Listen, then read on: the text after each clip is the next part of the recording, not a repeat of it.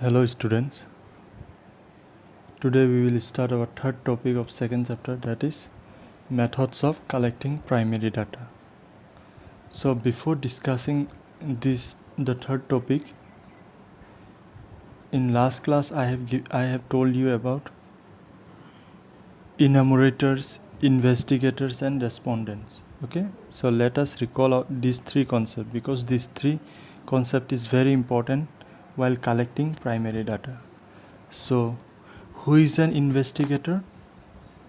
The person who conducts statistical investigation or inquiry is referred to as investigator. That means who will conduct a inquiry. Okay? And the next concept was enumerators. So if the investigator engages certain person to help him in the collection of data, then these persons are referred to as enumerators. This means the person who will conduct some inquiry or investigation, he will select some agents, and those agents are known as enumerators. And the third concept was respondents. The person from whom the statistical information is collected are referred to as respondents. This means from whom the investigators or enumerator will collect the information, they are known as respondents. Okay?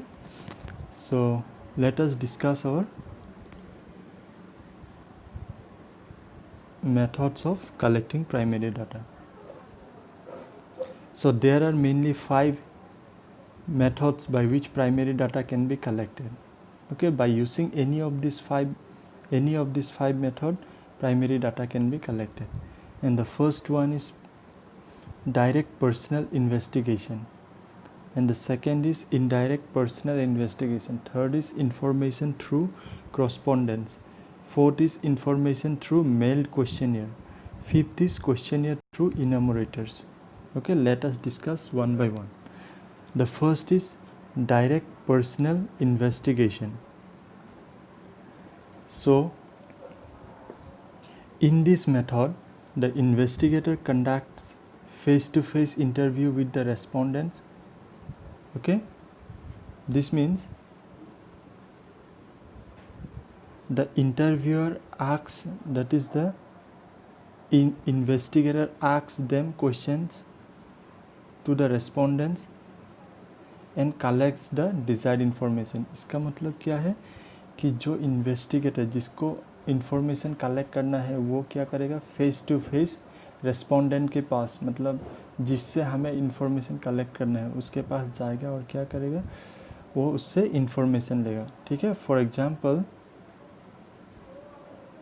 if a person wants to collect data about the working conditions of cement factory of Bokazan, okay, then what he will do, he would go to the cement factory and contact the workers and obtain the desired information. Okay, so the information thus obtained is first hand or original in character. Since we know primary data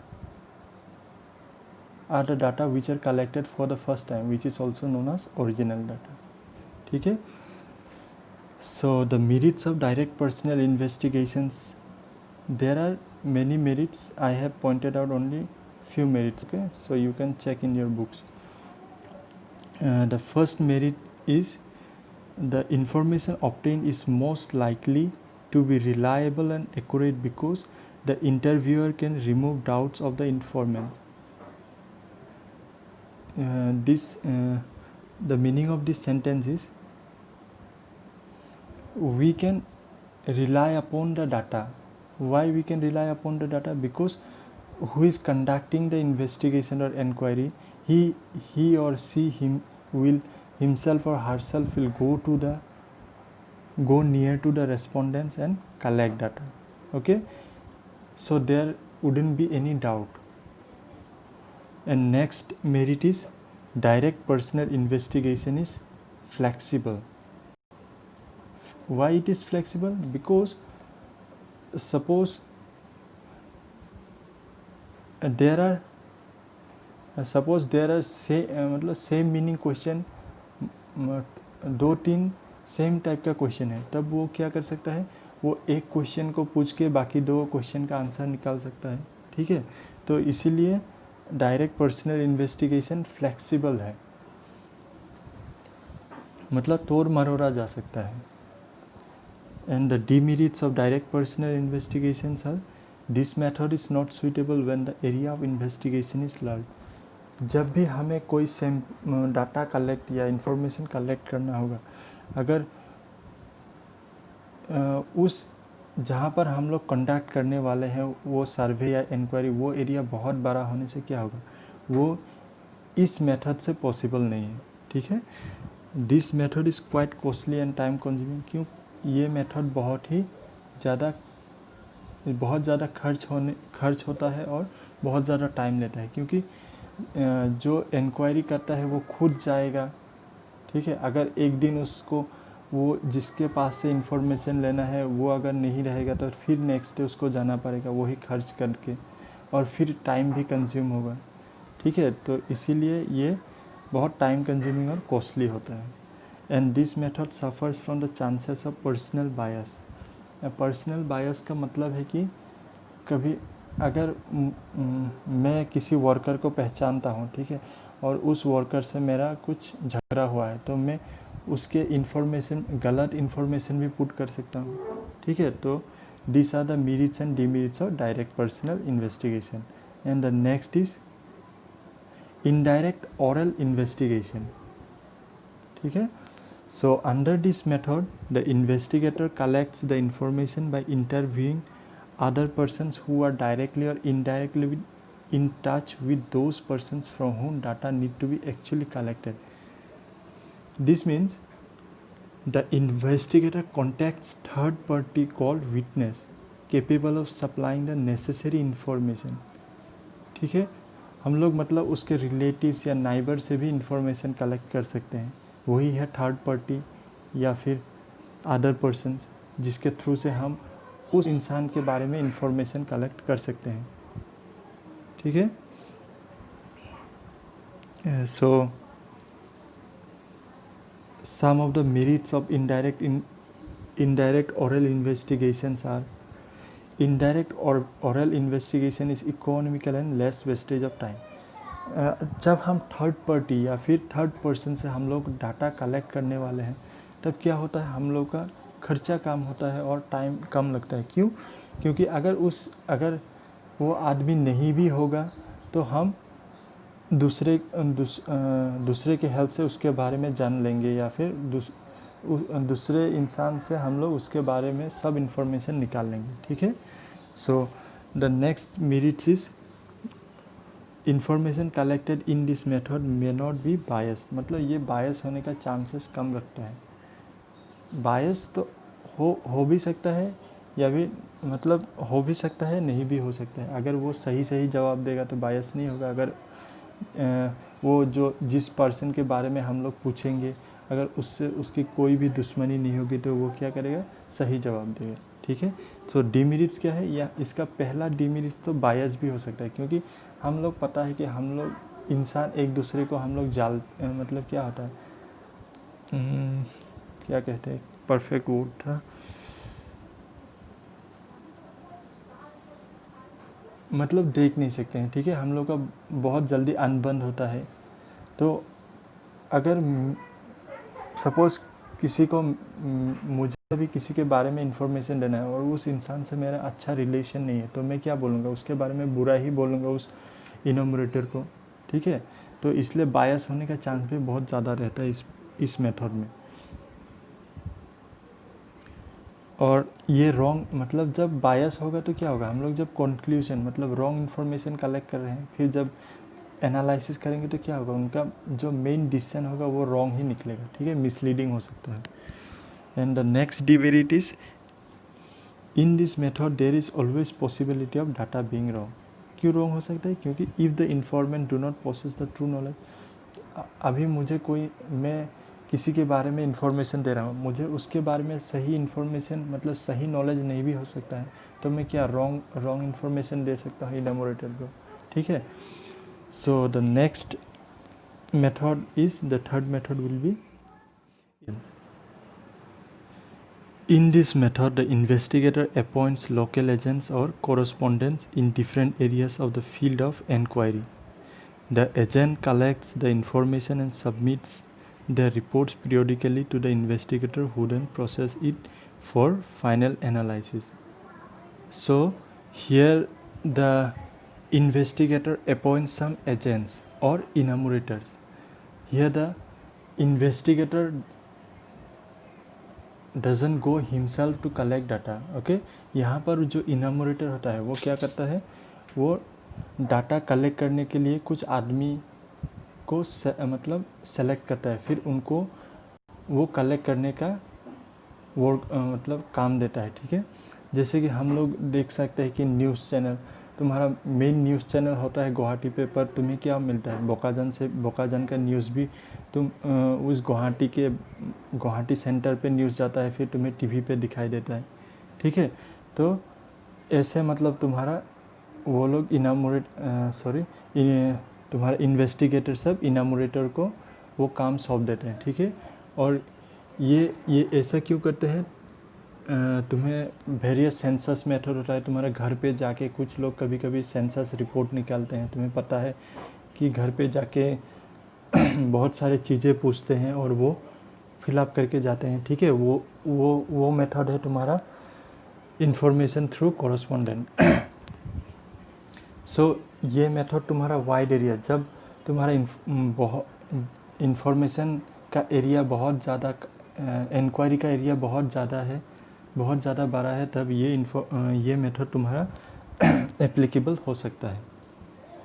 ठीक है, so the merits of this method are, this method ensures data collection in a large area. मैंने already पहले बोला कि ये method तुम्हारा क्या करता है, लार्ज एरिया का डाटा कलेक्ट करने में हेल्पफुल होता है. क्यों? क्योंकि हम लोग एजेंट के थ्रू से, बहुत सारे एजेंट अगर सेलेक्ट कर लिए हैं तो वो एजेंट हर जगह जा के मतलब डाटा कलेक्ट करके हमें टाइम टू टाइम भेज रहा है. ठीक है, और ये मेथड तुम्हारा लेस एक्सपेंसिव और बहुत मतलब टाइम सेविंग होता है. क्यों?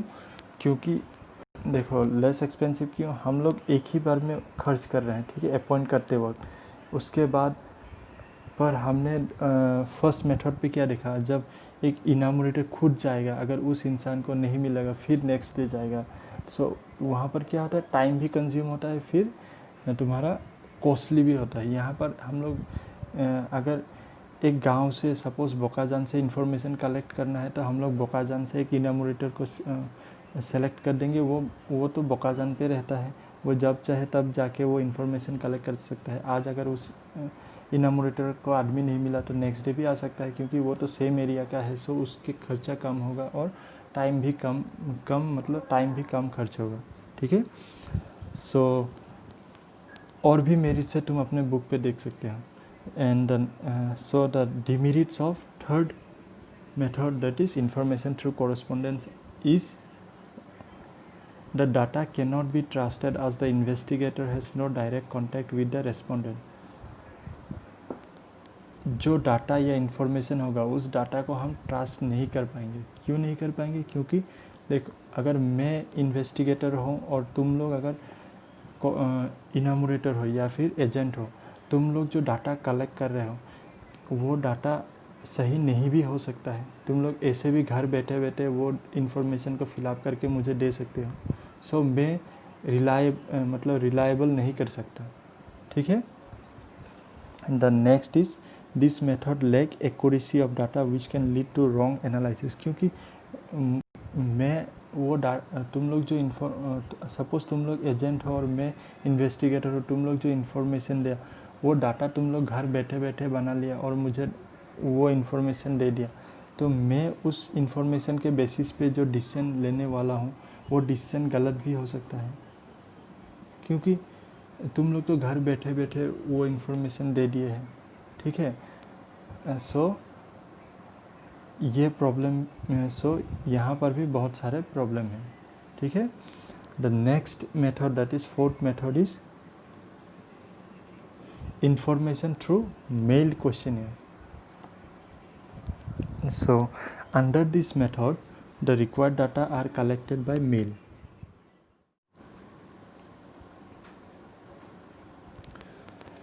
So the fourth method is information through mail questionnaire. So under this method, the required data are collected by mail. The questionnaire is sent to each respondent by mail with a request to complete and return it by a given date. Under this method क्या होता है कि सबको एक form मतलब form सबको post किया जाता है, ठीक है, और उनको बोला जाता है कि तुम एक स्पेसिफिक डेट पे भेज देना. सो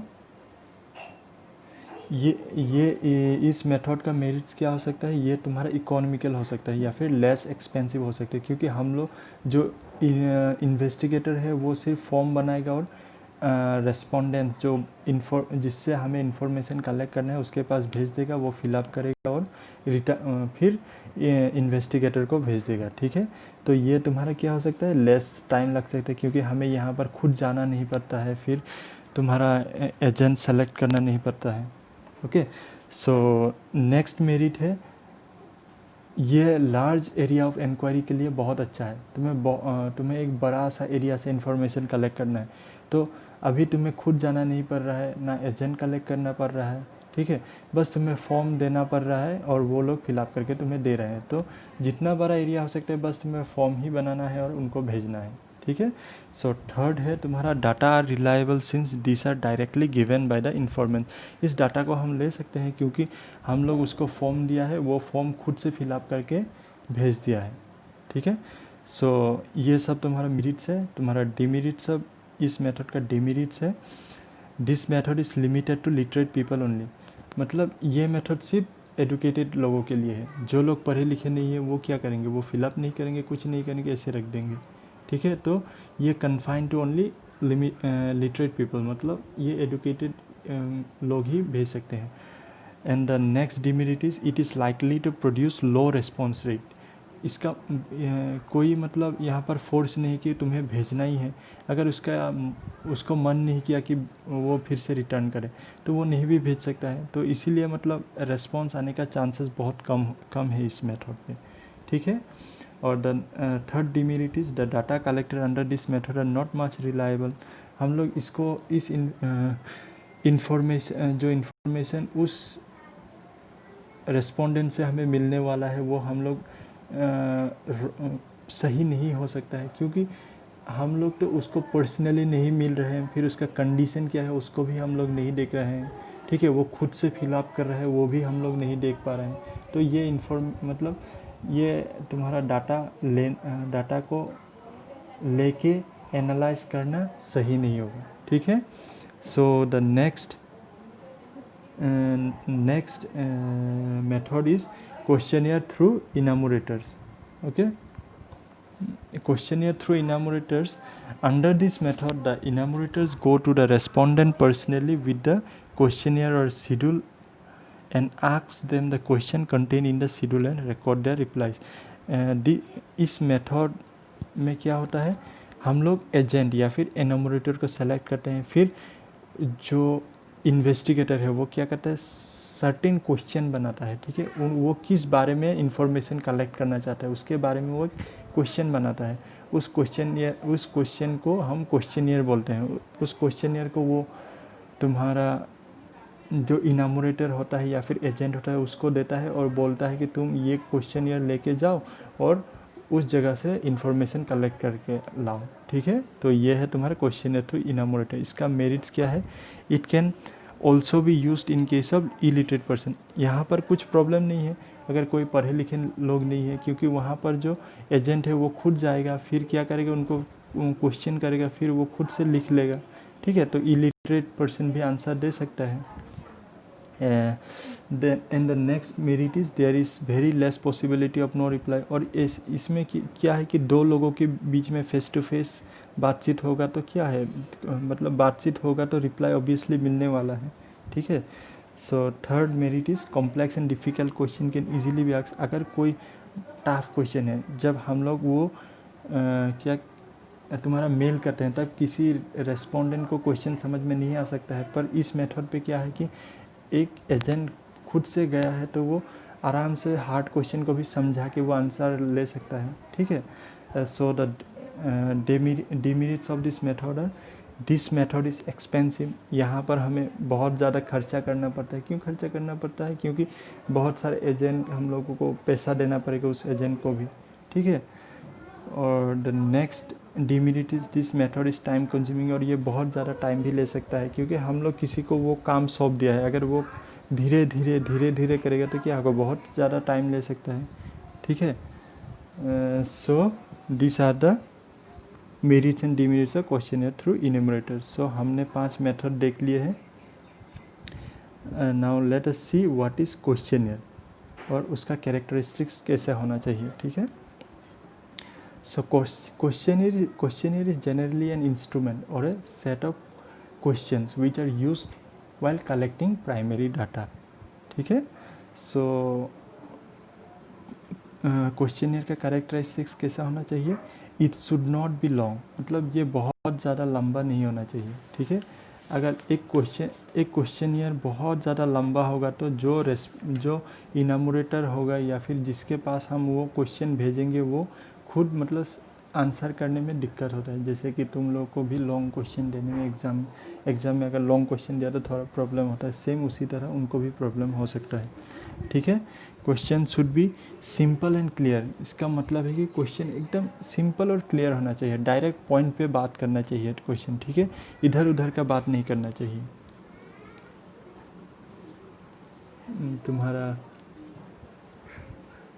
कभी कभी क्या होता है, हम लोग क्वेश्चन टेक्निकली मतलब टेक्निकल क्वेश्चन सब नहीं होना चाहिए, बहुत ज़्यादा लॉजिक, एकदम सिंपल होना चाहिए, ठीक है। The next characteristics is question should be properly arrange. इसका मतलब है कि जो क्वेश्चन है, जो मतलब 1 2 3 4 ऐसे बहुत सारे क्वेश्चन होंगे, तो वो क्वेश्चन मतलब सिस्टमेटिकली अरेंज होना चाहिए, ठीक है। पहले तुम्हारा फादर का नाम पूछा, फिर मदर का नाम, फिर उसका नाम, ठीक है। ऐसा नहीं कि पहले उसका ग्रैंडफादर का नाम पूछा, फिर उसका नाम, फिर बहुत ज़्यादा बाद में उसका पिताजी का नाम, ऐसा नहीं, ठीक है। सिस्टमेटिकली होना चाहिए। फोर्थ है तुम्हारा personal question should be avoided, मतलब जो पर्सनल क्वेश्चन हो सकता है वो सब हमको अवॉइड करना होगा, ठीक है। वो सब हम लोग क्वेश्चनियर पे नहीं डाल सकते।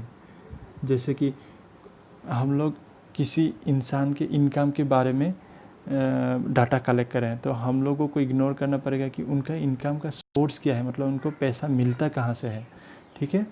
तो ये सब मतलब पर्सनल क्वेश्चन को हम लोग इग्नोर करेंगे while making questionnaire. And the fifth is question should be directly related to the investigation, मतलब जो क्वेश्चन हम लोग करने वाले हैं वो किसी दूसरे मतलब दूसरा इन्फॉर्मेशन नहीं, मतलब जो सर्वे है या फिर जो इंक्वायरी हम लोग निकाल रहे हैं उससे डायरेक्ट लिंक होना पड़ेगा, ठीक है। सो और बहुत सारे कैरेक्टरिस्टिक्स है तुम्हारे बुक पे, तुम सब देख लेना। मैंने सिर्फ ये 5 इम्पोर्टेंट कैरेक्टरिस्टिक्स एक्सप्लेन किया है। So thank you.